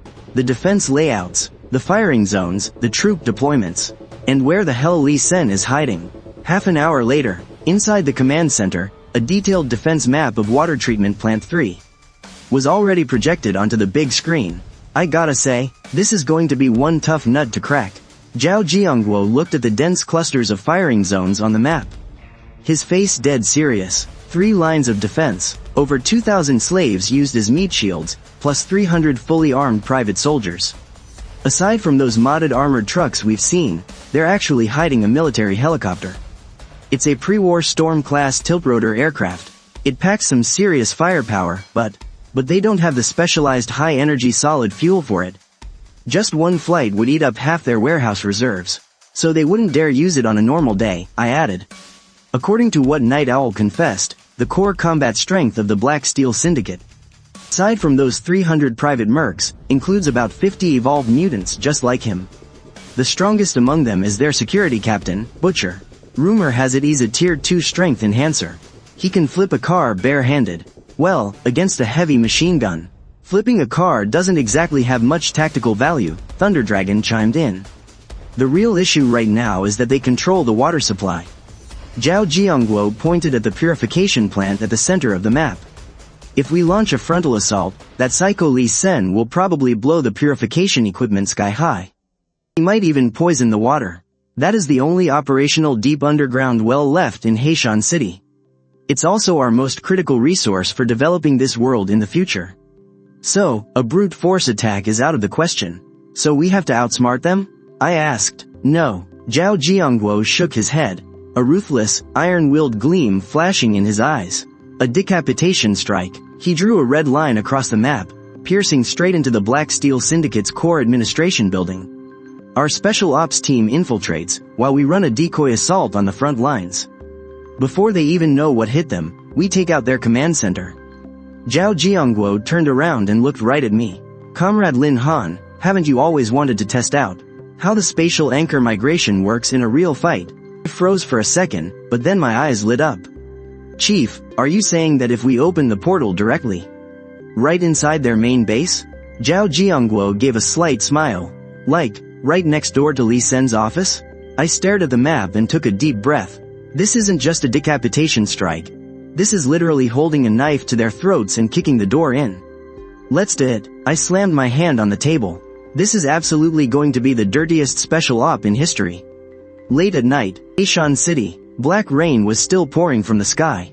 At an abandoned subway entrance about 2 kilometers from the 3rd water purification plant, an elite squad of 12 was sneaking through the dark. Right in the middle of the formation, heavily guarded, was me. How much longer? I asked, keeping my voice low, even though I was wearing a full heavy bomb suit and gripping a submachine gun. My heart was still pounding. This was a real, deep infiltration mission behind enemy lines, after all. Through this maintenance tunnel is the water plant's underground pump room. The guide taking point was the former Night Owl captain, now going by the codename Prisoner. That pump room has been abandoned for ages. It's right below the administration building where Lee Sen's office is. It's the only blind spot in the entire base's security. The muzzle of Thunder Dragon's gun was subtly, yet constantly, aimed right at Night Owl's back. He warned him coldly, "You'd better pray that tunnel hasn't caved in.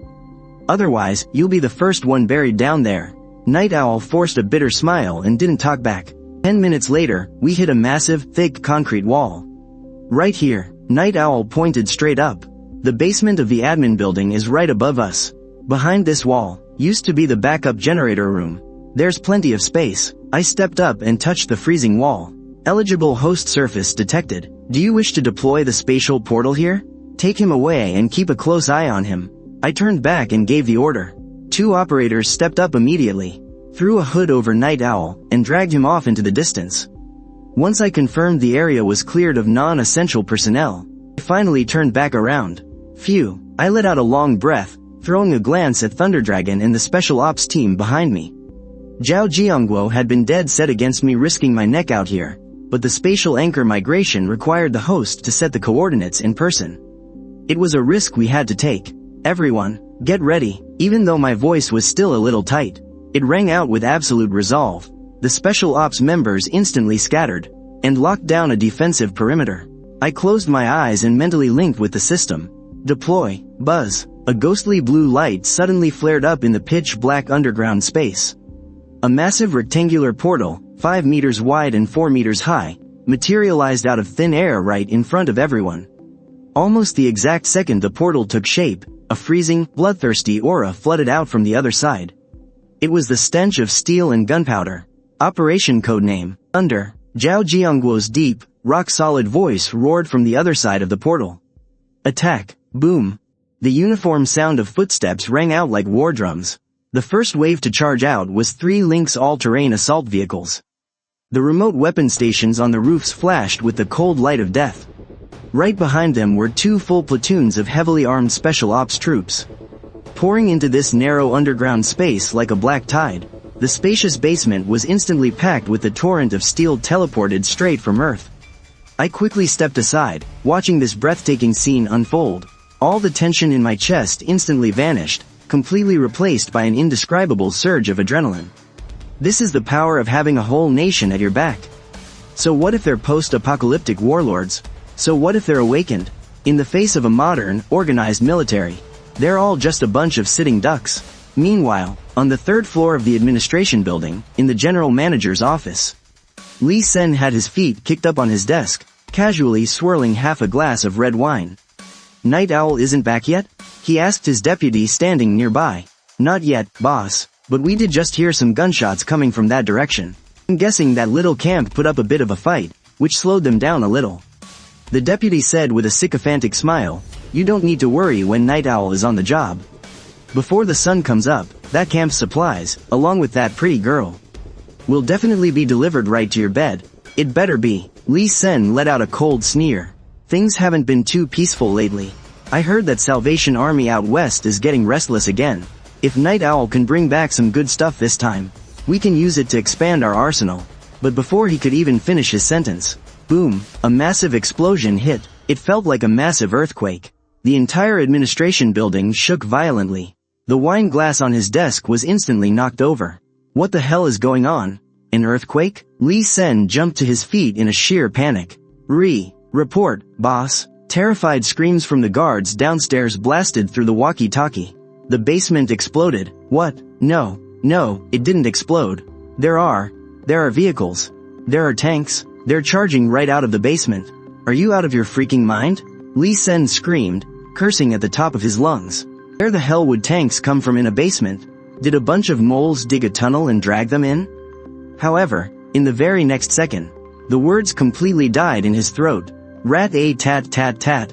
The deafening, relentless roar of heavy machine gun fire exploded directly in the lobby downstairs. That was immediately followed by the sounds of explosions and agonizing screams. A literal storm of metal was shredding through every obstacle in its path. "Boss, they're charging up. They're way too fast. Those are special forces. They're actual special forces." The screaming on the walkie-talkie was abruptly cut off. Lee Sen's face instantly turned as pale as a sheet. With trembling hands, he yanked a Desert Eagle out of his drawer.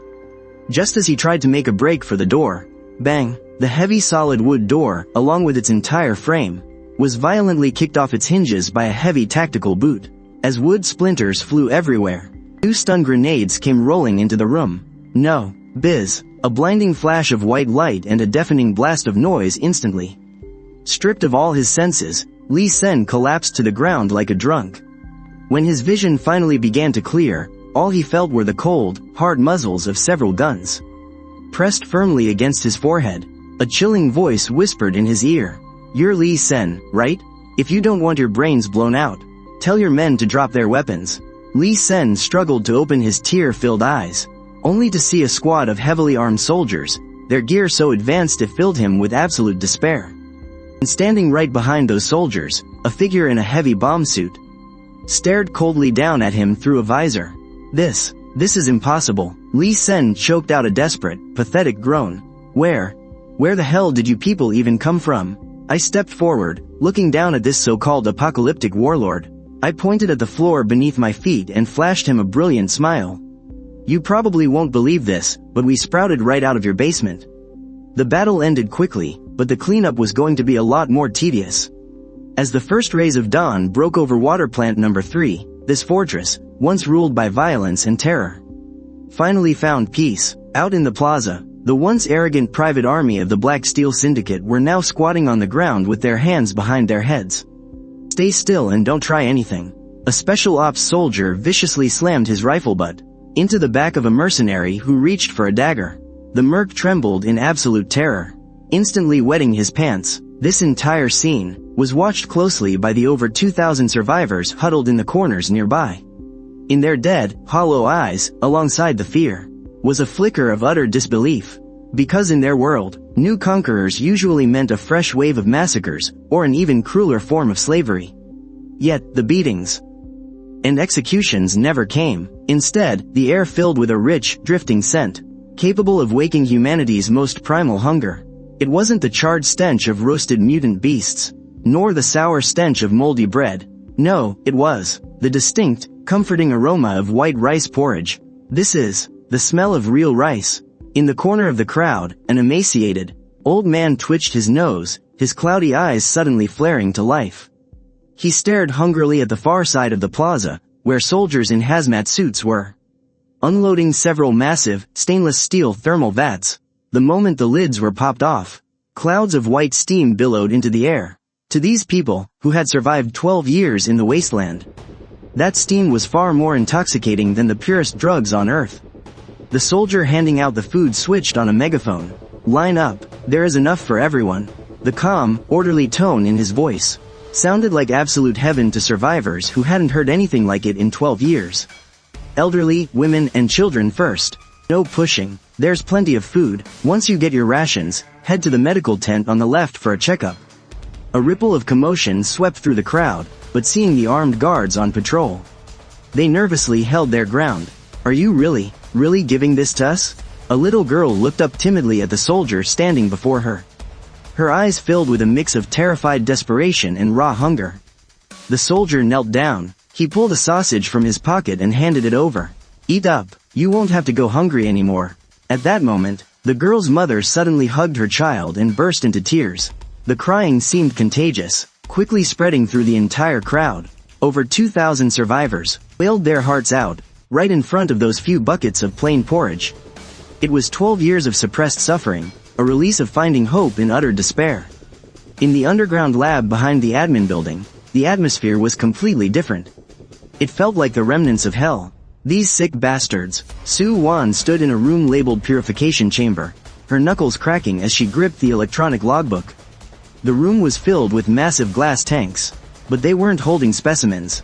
They were holding the failures.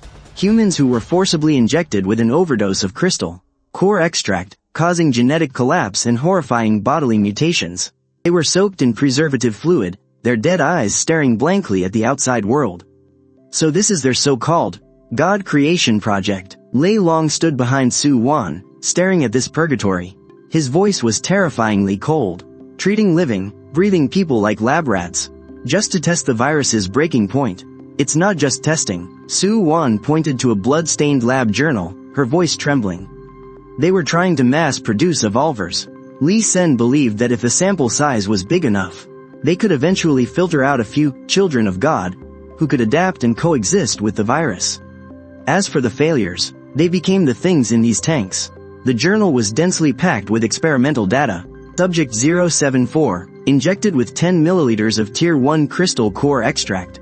Violent reaction, blood vessels ruptured all over the body. Cause of death, multiple organ failure. Subject 109. Partial skeletal metallization occurred, but quickly went berserk and was disposed of. Subject 213. Behind every single line of cold, hard data, was a living, breathing human life. Gather all these files. Su Wan took a deep breath, forcing down her intense nausea and rage. As cruel as it is, this data will be crucial for researching a vaccine and finding a safe way to harness the crystal cores. It has immense reference value. We can't let them die for nothing. Understood. So, what do we do with these pieces of trash? Lei Long pointed to a few shivering researchers from the Black Steel Corporation. Huddled in the corner, Su Wan shot them an icy glare. Leave them to the survivors for judgment. I think the families who lost their loved ones would be more than happy to discuss these experimental findings with them. Top floor of the admin building, general manager's office. This place had become my temporary frontline command post. I stood by the floor-to-ceiling windows, watching the orderly crowds lining up below, and the engineering trucks starting to clear the ruins in the distance. This was the very first step in rebuilding civilization. Zhao Jiangguo's figure appeared on the desks. Command terminal screen. Lin Han, you did great. Not only did you secure the territory, but more importantly, you won their hearts. Sometimes, a hot bowl of porridge really is more effective than guns and cannons, I sighed. But winning their loyalty is going to take a lot more than that. Have we finished inventorying the supplies? Zhao Jiangguo asked. We're on it right now. I turned around and looked at the logistics officer, who was buried in work. Reporting, sir, we've got the preliminary list. The officer handed me a tactical tablet. First up, the gold. Lee Sen was hoarding about 21 tons of gold in the underground vault. I nodded. Back in the real world, this much gold is worth nearly 1 billion in funds. It's more than enough to cover the massive shortfalls in the early stages of Project Fireseed. Next up is the tech equipment, the officer said, pointing to 3 silver briefcases nearby. This was the biggest surprise. Inside Lee Sen's private collection room, we found a batch of military-grade tactical tablets and a portable server. I grabbed one of the tablets and swiped through it. The system ran buttery smooth. These things just solved a massive headache for us, I said, my eyes lighting up. With the Heishan City Municipal Network protocols and encrypted maps stored on these, we might actually be able to wake up some of the city's dormant systems. And finally, the most important find. The officer lowered his voice, popping open the black and gold briefcase in the middle. Instantly, a mesmerizing red glow flooded the office. Crystal cores, every high-quality piece the Black Steel Group has scavenged over the years, is right here. Inside the case, more than 30 blood-red, Tier 2 crystal cores were neatly stacked alongside over 400 Tier 1 cores. High-purity energy source detected. Found Tier 2 biological crystal cores. 32 of them, Tier 1 biological crystal cores. 415. Estimated convertible energy, 4,800 points from the Tier 2, plus 4,980 points from the Tier 1. Current energy reserve is at 9,780. I stared at the system data popping up on my retina. My breath caught in my throat for a second. Almost 10,000 points. Just by taking down one regional warlord, I had already gathered 90% of the energy needed for a level 3 upgrade. Having a massive energy reserve like this meant I was absolutely loaded. I could open up the material transport channels without holding back. I could also freely use spatial anchors to relocate, bringing the war straight to any enemy's front door. Besides all this, we found something else on Lee Sen's computer. The officer pulled up a blurry satellite map. It was a faction distribution chart for Heishan City and the surrounding areas. It highlights 2 absolutely critical coordinates. He pointed to a red dot near the edge of the map. The first one is the lighthouse camp on the west side of the city.